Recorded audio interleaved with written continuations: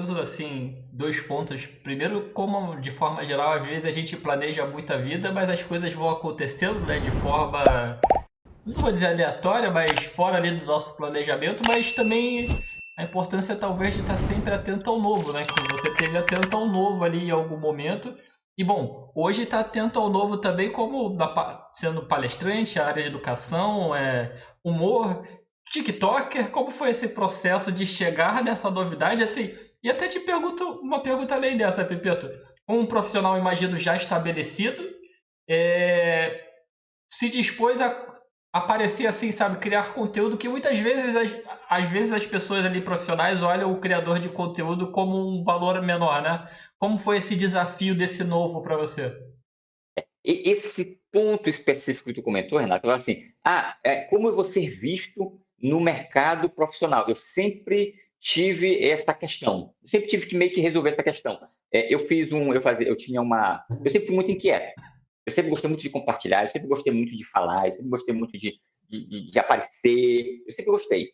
E sempre gostei muito de uma coisa que sempre me trouxe muito prazer, era fazer as pessoas rirem ou mudar o estado mental das pessoas. Quando eu entrava na época do bate-papo do UOL, não sei se é do teu tempo aí, no bate-papo do UOL, a gente entrava lá para paquerar e tudo mais. Se tivesse um nick, se tivesse alguém com apelido lá, Tristinha não sei o quê, ou revoltado não sei o quê, enquanto eu não fosse lá e conversasse para entender por que a pessoa estava daquele jeito e sentisse que a pessoa tinha alterado aquele estado, eu não me sossegava. Era assim, uma coisa que me chamava muita atenção.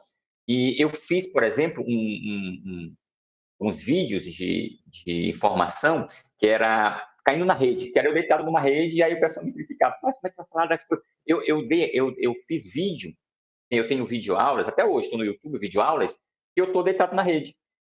E por incrível que pareça, quando eu chegava na sala de aula, uma das coisas que os alunos mais comentavam era exatamente o trecho do vídeo em que eu estava passando lá a informação deitado na rede, me embalando na rede, ó, e falando, olha, quando você vai fazer uma implantação de software, você pode fazer de quatro formas, e explicando isso deitado na rede. Então, para algumas pessoas é meio que um tabu, mas para outras, na verdade, é uma conexão, porque nada mais nordestino, porque as pessoas associam a rede à preguiça. Mas rede você pode usar para refletir, você pode usar para pensar, você pode usar para um monte de coisa. Não é obrigado você ir lá e associar a questão da preguiça. E a minha ideia é justamente isso, trazer para dentro da rede as outras possibilidades que tem quando você está deitado. Não é obrigado a ficar em pé o tempo todo correndo, fazendo peripécias. Então, eu sempre tive realmente essa dificuldade. E eu pensava muito no tipo de conteúdo que eu ia postar, por exemplo, no meu Instagram, que foi o que eu trabalhei primeiro. Mas eu também procurava não me podar. Eu não deixava porque o meu Instagram eu entendia que era pessoal. Ele passou a ser profissional quando foi por acaso. E aí, aquilo que tu falou, né? Aquela coisa aleatória. Eu comecei a postar os vídeos. Quando eu voltei a jogar vôlei, eu comecei a postar os vídeos dos melhores momentos. Era só um momentozinho que eu achava bonitinho. Nossa, fiz uma coisa legal aqui. Aí eu ia lá e postava. E o engajamento desse vídeo era melhor do que os outros que eu tinha feito. Até hip hop eu fiz. Até hip hop eu tenho falando da vida de academia, de tal, eu fiz. E um engajamento pequeno. Aí eu comecei a postar um vídeo simples, que eu só cortava um pedaço de um vídeo, postava, e o engajamento começou a crescer. E aí eu comecei a dar dica.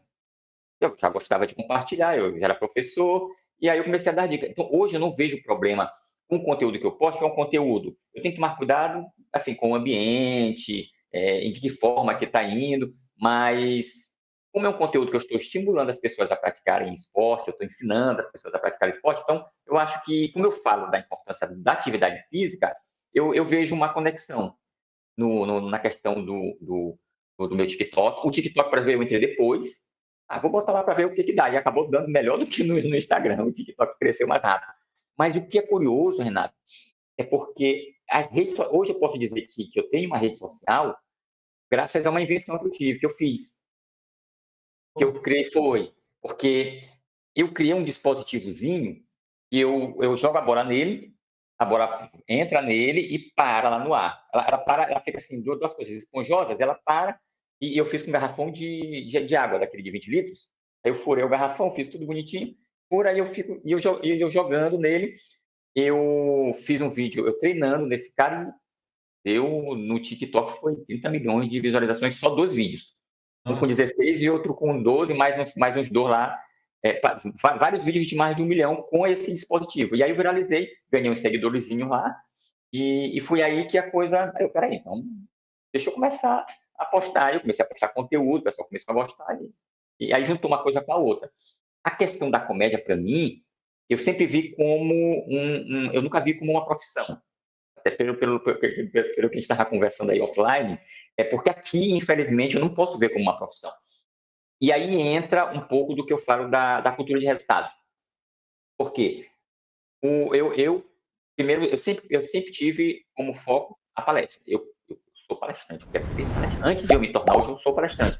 Mas antes de eu me tornar um palestrante, eu sempre pensei, o que eu preciso fazer para eu me tornar um palestrante bom? Aí uma dificuldade que eu tinha, controle do tempo. Aí eu nunca pensei na aula. Se tu me visse no ensino médio, na graduação, nunca ia dizer, porque eu sempre fui muito tímido, eu ficava na sala caladinho, quietinho no meu canto, e não falava nada. Então, teve uma menina que me assistiu, dando uma palestra no teatro, para a empresa que ela trabalhava, e tu precisava ver a expressão de espanto que essa menina fez quando ela viu que eu estava ali, porque ela me conheceu, a gente trabalhou junto numa outra empresa, e ela viu quanto eu era tímido. Ela viu, a gente acompanhava no dia a dia, ela era extremamente tímido. Então, para ela foi um susto muito grande.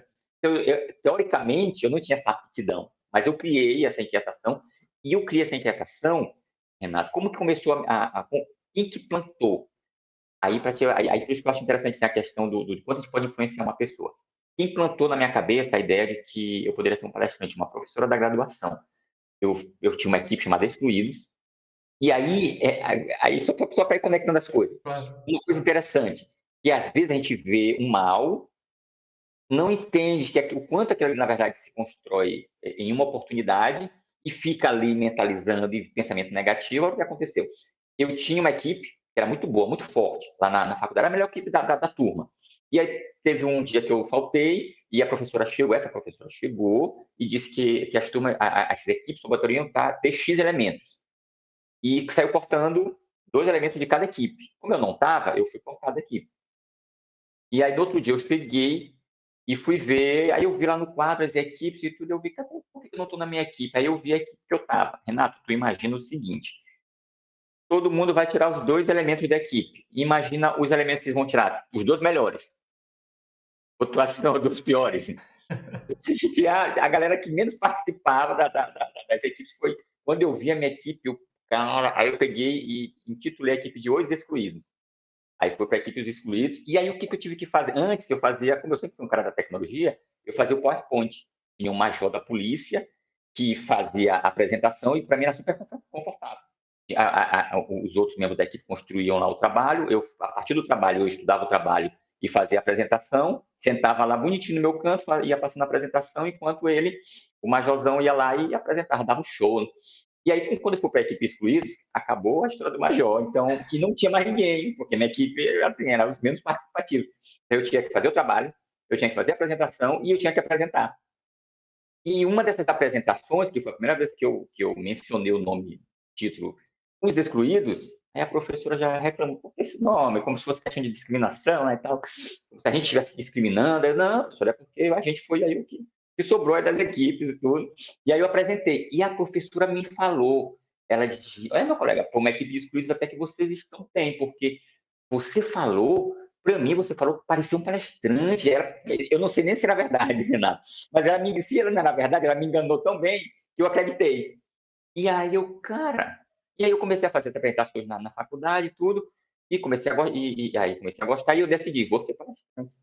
E aí em algum momento eu pensei, eu preciso controlar o tempo, porque eu pegava um conteúdo e eu esgotava ele assim. Eu falava e esgotava o conteúdo, acabou. E aí, tive uma oportunidade para eu dar aula, fui participar do seletivo, passei, e dando aula, para te ver, eu fui ser professor para eu aprender a controlar o tempo, para eu melhorar as minhas palestras. Por que tu foi ser comediante? Por que tu foi estudar comédia? Para eu tornar as minhas palestras mais agradáveis. Tudo é focado na palestra. Nada disso foi por acaso.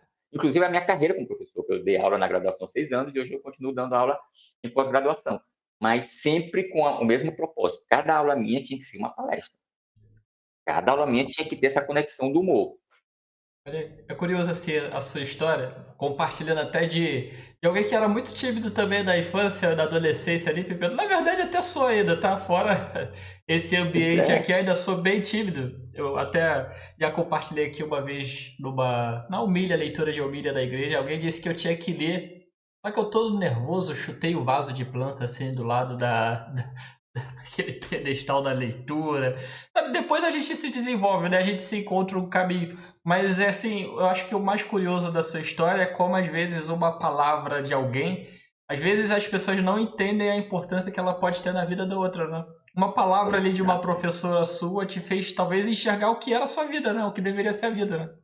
exato. Ela plantou uma semente ali e não saiu nunca mais, cara. A professora Margarete plantou uma semente no Pepeto Carneiro, que nem ela sabe, acho que até hoje eu tinha vontade de encontrar ela para eu falar isso para ela, mas ela plantou uma semente que simplesmente germinou e nunca saiu. Então, pessoal, Floresceu e nunca saiu. você que tá aí assistindo, ó, dê aquela força pro negócio do teu amigo, para a ideia da pessoa do teu lado. Imagina, se a gente fizesse isso de propósito, né, Pepeta? Exato, cara. Incentivo é sempre bom, né, Renato? Sim. Ó, só compartilhar aqui com vocês, pessoal. A Ivonete deixou aqui um muito bom. A Elis Dayana. Olá, Elis. Obrigado aí por estar aqui acompanhando a gente aqui. Beleza, parceiraça. Tá acompanhando aqui. Você que está assistindo a gente aí pelo YouTube, pela Twitch, pelo Facebook, deixa sua mensagem, deixa seu comentário, deixa sua pergunta. Ó, se você é aquele amigo próximo ali do Pepeto, é hora de deixar aquela pergunta difícil para ele aqui, ó, tirar de letra aqui e ver como vai se sair com a pergunta. Deixe seu comentário aqui pra gente, tá? A gente quer muito a sua participação aqui e obrigado para quem já tá deixando aqui sua participação.